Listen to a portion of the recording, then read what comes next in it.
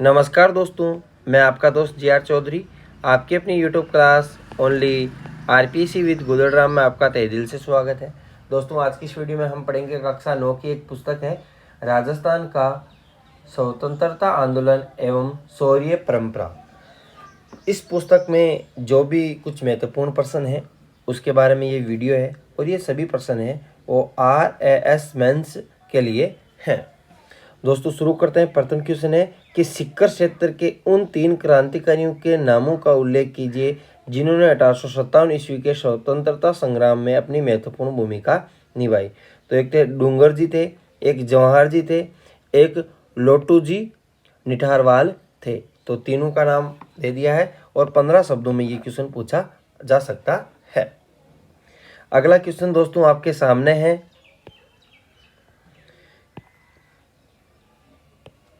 कि 1857 के स्वतंत्रता संग्राम में ब्रिटिश शासन ने सर्वप्रथम राजस्थान के किस क्रांतिकारी को फांसी पर लटकाया।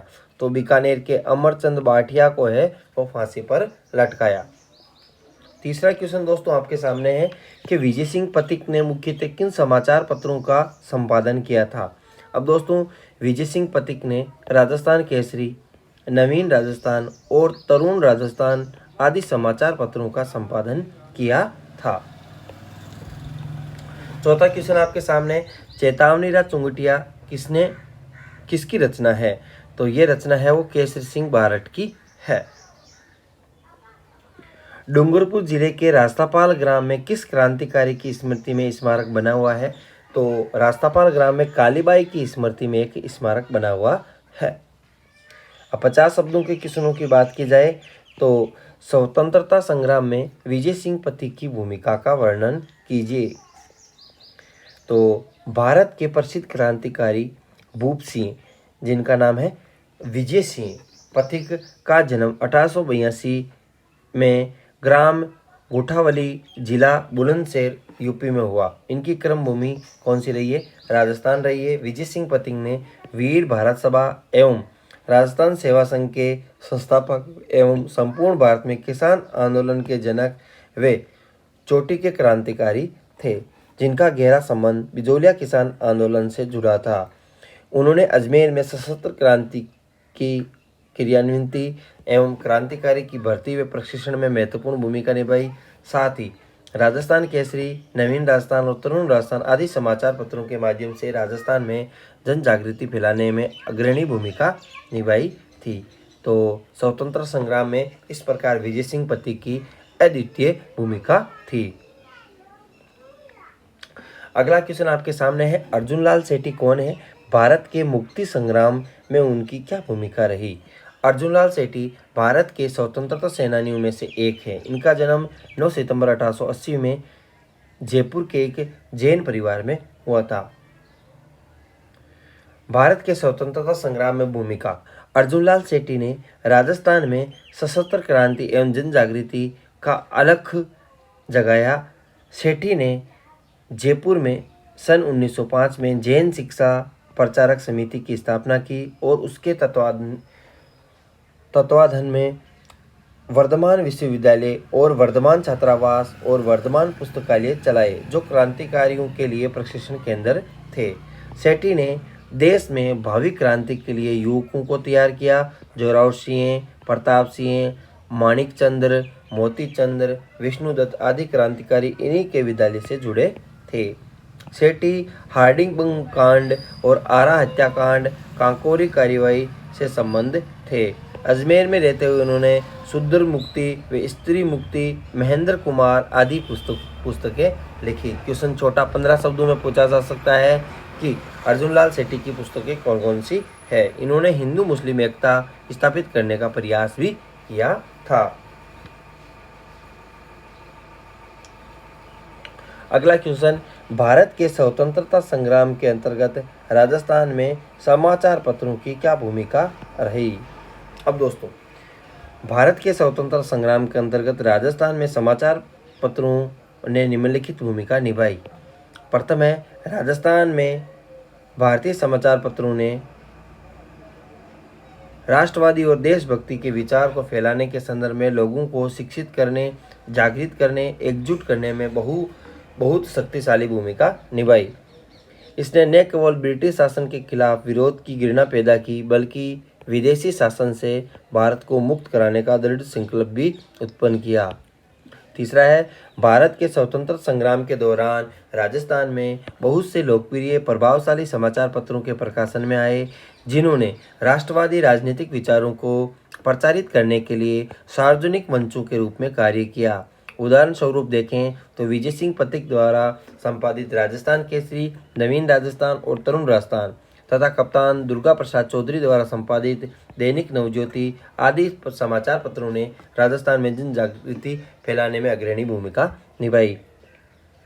विजय सिंह पथिक ने समाचार पत्रों के माध्यम से बिजोलिया, बेंगू किसान आंदोलन, मोमट के भील आंदोलन का समर्थन किया। राजस्थान में समाचार पत्रों ने हिंदू मुस्लिम एकता के विकास पर बल दिया। इस प्रकार सभी समाचार पत्रों ने अपनी अद्वितीय भूमिका निभाई। निबंधात्मक प्रश्न की बात की जाए तो भारत की आज़ादी के आंदोलन के दौरान राजस्थान में महिला क्रांतिकारियों की भूमिका को रेखांकित कीजिए। तो क्वेश्चन दोस्तों वेरी वेरी इंपॉर्टेंट क्वेश्चन है और आने की बहुत बहुत संभावना है। अब दोस्तों भारत की आज़ादी के आंदोलन के दौरान राजस्थान की महिला क्रांतिकारियों की भूमिका। तो प्रथम है जानकी देवी बजाज, जन्म 7 जनवरी 1893 को एमपी के जवारा कस्बे में वैष्णव मारवाड़ी परिवार में हुआ। 8 वर्ष की आयु में उनका विवाह 12 वर्ष के जमनालाल बजाज से हुआ। अब दोस्तों जब हमें ये क्वेश्चन लिखना होता है तो हम उस टाइम हमें जन्म और कहाँ हुआ, किस परिवार में, ये कोई बात लिखने की कोई ज़रूरी नहीं है। जानकी देवी बजाज, विवाह जमनालाल बजाज से हुआ। जानकी देवी एक समर्पित पत्नी एवं माँ की भूमिका का निर्वहन किया। इसके बाद में हम लिखेंगे जानकी देवी चरखे पर खादी की कताई की, गौ सेवा के लिए काम किया। 1928 में हरिजनों की बेहतर जीवन शैली और उनके मंदिर में प्रवेश को लेकर काफ़ी संघर्ष किया, ये भी लिखना है। भूदान आंदोलन में अपना योगदान, ये भी लिखना है। 1942 में गौ सेवा संघ का अध्यक्ष बना, ये भी लिखना है। जयपुर प्रजामंडल 1944 ईस्वी अधिवेशन की अध्यक्षता भी की इन्होंने, ये भी हमें लिखना है। अगला है दोस्तों अंजना देवी चौधरी। तो जन्म सीकर के श्री माधोपुर में 1897 में एक मध्यम वर्गीय अग्रवाल परिवार में, और इनका विवाह राजस्थान सेवा संघ के कार्यकर्ता रामनारायण चौधरी से हुआ। अंजना देवी चौधरी, रामनारायण चौधरी। 1911 में अंजना देवी रियासतों से निर्वासित होने एवं गिरफ्तार होने वाली पहली महिला थी। तो अंजना देवी है वो रियासतों से निर्वासित होने एवं गिरफ्तार होने वाली पहली महिला थी। इन्होंने 1921 से 24 में मेवाड़, बूंदी राज्य की स्त्रियों में राष्ट्रीयता एवं समाज सुधार की भावना विकसित की और उनके साथ सत्याग्रह का कार्य किया। आभूषण त्याग किया, खादी पहनना प्रारंभ कर दिया। किसान आंदोलन में महिलाओं का नेतृत्व भी किया। ये राष्ट्रीय आंदोलन, ये क्वेश्चन RS प्री में पूछा गया था कि राष्ट्रीय आंदोलन में के दौरान 2 बार जेल भी गई थी। राष्ट्रीय आंदोलन के दौरान 2 बार जेल जाने वाली महिला कौन थी?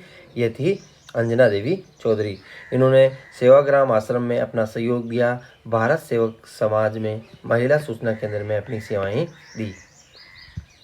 रतन शास्त्री, जन्म 15 अक्टूबर 1912 खाचरोद MP में रघुनाथ जी व्यास के घर में हुआ। इनका विवाह हीरालाल शास्त्री से हुआ था। जीवन कुटीर कार्यक्रम में अपने पति को पूरा सहयोग किया। 1942 में भारत छोड़ो आंदोलन में भूमिगत कार्यकर्ता और उनके परिवार की सेवा की। रतन शास्त्री कस्तूरबा स्मारक ट्रस्ट की शास्त्रीय समिति और लोकवाणी सोसाइटी की सदस्य रही। रमा देवी, जन्म जयपुर के वेद गंगा सहाय के परिवार में हुआ था। 7 वर्ष की आयु में विवाह हो गया, परंतु 11 वर्ष की अल्प अवस्था में विधवा हो गई। अतः लादूराम जोशी से इनका पुनर्विवाह, चूंकि इनके पति गांधीवादी थे इसलिए इन्होंने खादी को अपनाया। पति के साथ राजस्थान सेवा संघ हेतु कार्य किया। ये बिजोलिया आंदोलन के दौरान 1931 में वहां गई और उन्हें गिरफ्तार कर लिया। इन्होंने 1930 व 1932 ईस्वी में क्रम से सत्याग्रह और सविनय अवज्ञा आंदोलन में भाग लिया और जेल गई रमा देवी।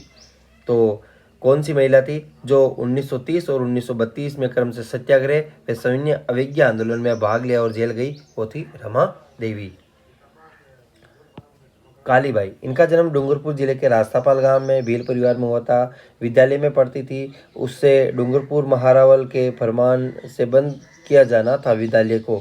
जून 1947 की घटना है जब पुलिस ने विद्यालय को बंद करवाने दल बल के साथ पहुंची। वहां के अध्यापक सेगाभाई ने विद्यालय की चाबी की मांग की। मना किए जाने पर पुलिस ने सेगाभाई को ट्रक से बांधकर घसीटना प्रारंभ कर दिया। इस पर कालीबाई ने, जब कालीबाई खेत से आ रही थी तो उन्होंने देखा कि उनके गुरुजी को खींचा जा रहा है ट्रक से, तो उन्होंने ललकारा और जब कोई फर्क नहीं पड़ा तो उसने अपनी दातली से उस मोटे से रस्से को काट दिया, जिससे सेंगाबाई खाट बंधे हुए थे। इस पर पुलिस ने गोली चला दी और कालीबाई को जा लगी और कालीबाई 40 घंटे बाद जीवन मृत्यु का संघर्ष करते हुए 20 जून 1947 को 12 वर्ष की अवस्था में प्राण त्याग दिए। रास्तापाल गांव में कालीबाई की स्मृति में एक स्मारक बनाया गया है, जहां पर प्रतिवर्ष मेले का आयोजन किया जाता है। अगला है किशोरी देवी। किशोरी देवी एक स्वतंत्रता सेनानी झुंझुनू के दुलरोन काबास की सक्रिय सामाजिक कार्यकर्ता थी। अपने पति के साथ मिलकर जागीर प्रथा के विरोध में राष्ट्रीय आंदोलन में भाग लिया। इन्होंने यातनाएं सही, महिलाओं का नेतृत्व किया, कई बार जेल भी गई। 1934 कटरातल शिखर सम्मेलन का नेतृत्व भी किशोरी देवी ने किया। लगभग 10,000 महिलाओं ने भाग लिया। 19 मार्च 1939 को किशोरी देवी के नेतृत्व में 50 महिलाओं का एक जत्था गिरफ्तारी लेने जयपुर गया, जिन्हें समझौता होने पर जेल से रिहा कर दिया गया। अगला क्वेश्चन है, स्वतंत्रता संग्राम में शाहपुरा के बारठ परिवार के योगदान का से विस्तार समझाइए। तो स्वतंत्रता संग्राम में वैसे तो शाहपुरा का संपूर्ण बारठ परिवार संलग्न रहा है, जिसने अपने तन मन धन से योगदान दिया, परंतु बारठ परिवार के 3 प्रमुख क्रांतिकारियों ने ज़्यादा से ज़्यादा सक्रिय भूमिका निभाई। प्रथम नाम आता है केसरी सिंह बारठ। शाहपुरा कवि केसरी सिंह बारठ का जन्म 1872 में हुआ था। देवपुरा रियासत के शाहपुरा में हुआ। कर्म भूमि कोटा थी। स्वतंत्रता संग्राम में इनकी भूमिका निम्नलिखित प्रकार से स्पष्ट की जा सकती है। लॉर्ड कर्जन द्वारा दिल्ली दरबार का इन्होंने विरोध किया था। मेवाड़ के महाराणा फतेह सिंह को वहां जाने से दिल्ली दरबार में रोका था और चेतावनी चुंटिया नामक एक 13 सोर्टों की रचना की थी, जो अंग्रेजों के विरोध स्पष्ट अभिव्यक्ति थी। इन्होंने सामाजिक राजनीतिक क्रांतिकारी में अपना विशेष योगदान दिया। 1910 में वीर भारत सभा की स्थापना की और राजस्थान में सशस्त्र क्रांति का संचालन भी किया और राजद्रोह पर इनके विरुद्ध मुकदमा भी चलाया गया, लेकिन आरोप सिद्ध नहीं हो पाया। केसरी सिंह ने अपने पूरे परिवार को स्वतंत्रता संग्राम में झोंक दिया, जिसमें उनके पुत्र प्रताप सिंह और जमाता ईश्वरदास आशिया प्रमुख है। 1920-21 में सेठ जमनालाल बजाज के आमंत्रण पर केसरी सिंह से परिवार वर्धा महाराष्ट्र चले गए, जहां समाज सेवा का कार्य जारी रखा। अगला, देश की स्वतंत्रता के लिए अपना सब कुछ होम कर देने वाले क्रांतिकारी कवि केसरी सिंह ने 1941 को अंतिम सांस ली। जोरावर सिंह बारठ। ठाकुर केसरी सिंह बारठ के अनुज यानी छोटे जोरावर सिंह बारठ 23 सितंबर 1912 को भारत के वायसराय लॉर्ड हार्डिंग्स पर बम फेंका। वायसराय घायल हो गए। उसके हाथी का महावत मारा गया। जोरावर सिंह को पकड़ने के लिए अंग्रेज सरकार ने कई इनामों की घोषणा की, किंतु आजन्म पकड़े नहीं आए। 27 वर्ष तक गुप्त रहकर देश की आज़ादी के लिए कार्य किया। 1939 में अज्ञातवास में ही उनका स्वर्गवास हो गया। कुंवर प्रताप सिंह बारठ। तो प्रताप सिंह बारठ राजस्थान के सक्रिय स्वतंत्र सेनानी थे। देशभक्ति विरासत में मिली थी। प्रसिद्ध क्रांतिकारी केसरी सिंह बारठ के पुत्र और जोरावर सिंह बारठ के भतीजे थे। उनका ब्रिटिश शासन के विरुद्ध क्रांतिकारी आंदोलन। राजस्थान में शाहपुरा कस्बे में 1893 में इनका जन्म हुआ था और रासबिहारी बोस का अनुसरण करते हुए क्रांतिकारी आंदोलन में सक्रिय रहे थे। 3 दिसंबर 1912 को भारत के क्रांतिकारी वायसराय लॉर्ड हार्डिंग पर बम फेंकने की क्रांतिकारी योजना में भाग लिया, जिसमें उनके चाचा जोरावर सिंह बारठ भी शामिल थे। उन्हें बनारस षड्यंत्र केस में गिरफ्तार किया गया। फरवरी 1916 में 5 साल की सजा सुनाई। उन्हें बरेली के केंद्रीय कारागार में अमानवीय यातनाएं दी गई ताकि अपने सहयोगियों का नाम बता सके, परंतु उन्होंने अपना मुंह नहीं खोला।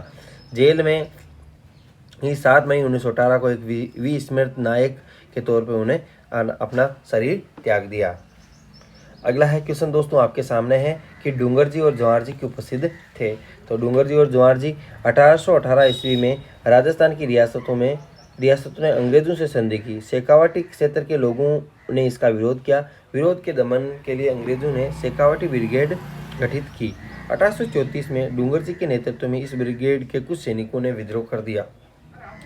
1838 ईस्वी में अंग्रेजों ने डूंगर जी को पकड़ लिया और आगरा के जेल में आगरा के किले में कैद कर लिया। जौहर जी ने अपने सहयोगियों से लेकर किले पर हमला किया और डूंग जी को छुड़ा लिया। वहां से निकलकर उन्होंने नसीराबाद की छावनी को लूटा। ये इनका महत्वपूर्ण कार्य था। अंग्रेजों का खजाना लूट लिया और उसके साहस और शौर्य की गाथा सर्वत्र फैल गई। अनेक समकालीन कवियों ने उन पर अनेक कविताएं लिखी।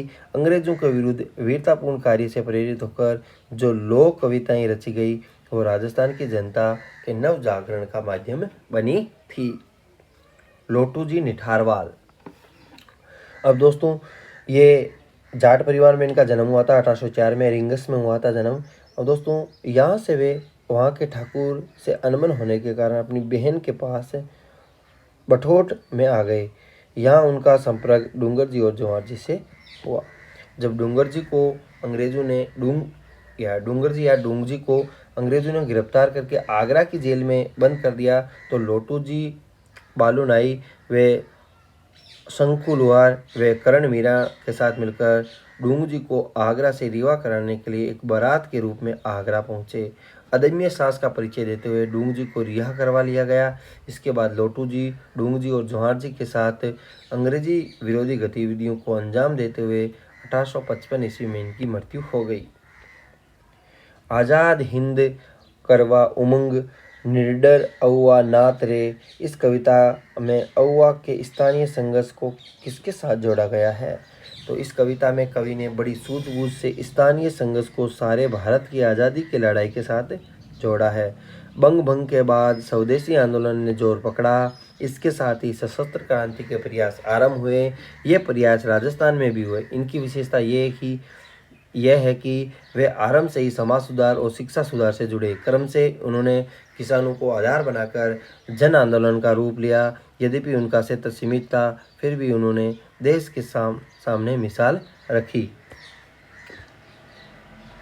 अगला क्वेश्चन है दोस्तों आपके सामने है सागरमल गोपा के बारे में। सागरमल गोपा पर टिप्पणी। जैसलमेर में जन्मे सागरमल गोपा एक अत्याचारी निरंकुश राजशाही का कड़ा विरोध कर जैसलमेर राज्य में राजनीतिक चेतना उत्पन्न करने के साथ साथ शिक्षा का प्रसार किया था। तो जो भी जैसलमेर में अत्याचारी व निरंकुश राजशाही था उसका इन्होंने क्या किया था? विरोध किया था। गोपा ने आज़ादी के दीवाने रघुनाथ सिंह पर का मुकदमा, जैसलमेर का गुंडाराज नामक पुस्तकें छपवाकर वितरित की। इन्हीं पुस्तकों में जैसलमेर के राजशाही किले के कारनामों की लंबी सूची बताई, उनकी कटु आलोचना की गई। इसके परिणाम में उन्हें राजद्रोह के आरोप में 24 मई 1941 को जेल में डालकर अमानवीय अत्याचार किए गए। जेल में अप्रैल 1946 में उन पर तेल छिड़ककर आग लगा दी। इस प्रकार अत्याचारी सत्ता ने उन्हें जीवित ही जला दिया। दोस्तों वीडियो अच्छा लगा हो तो लाइक करें और चैनल को सब्सक्राइब करें। Thanks for watching us.